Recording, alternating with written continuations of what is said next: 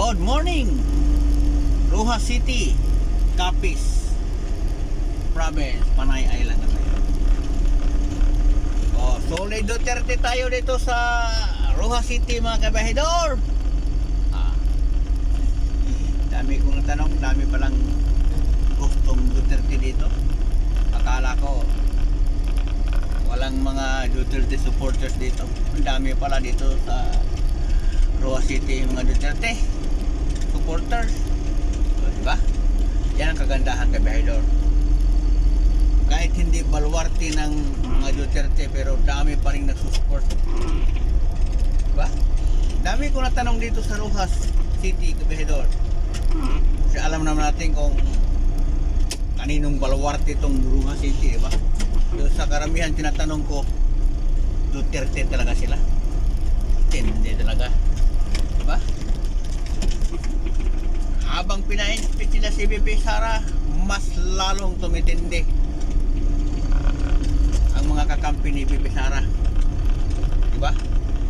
Kaya kayo dyan mga buhaya, mag-isip-isip kayo kasi malapit na ang 28.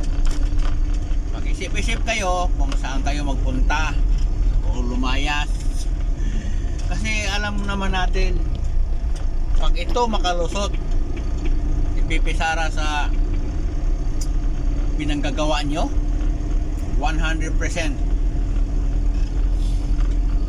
kaya talagang mapalayas talaga kayo, diba?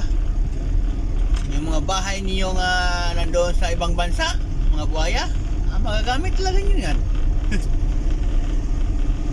Kasi pag hindi kayo lumayas, 100% kulong kayo, mga buhaya kayo, diba? Hindi kahit saan ako magpunta diba?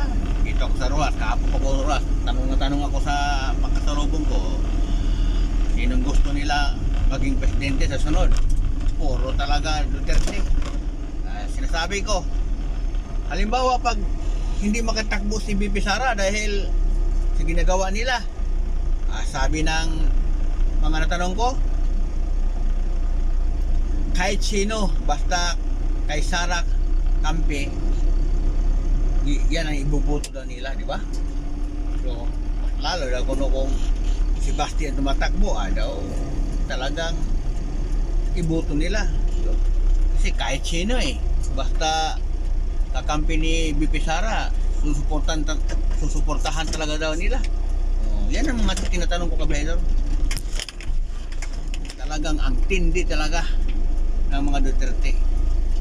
Kasi mga Duterte, ang mga sinasabi at saka hindi sinasabi, ginagawa na. Samantala yung iba, para yan salita, walang gawa. Diba? Yan ang mga tatak Duterte. Hindi pa sinasabi, ginagawa na. Kung mayroon man sila sinasabi, ginagawa din. Ang ibang mga politikong buhaya, panay salita, walang nagawa. Diba? Yan ang dahilan kung bakit nangyari kayo.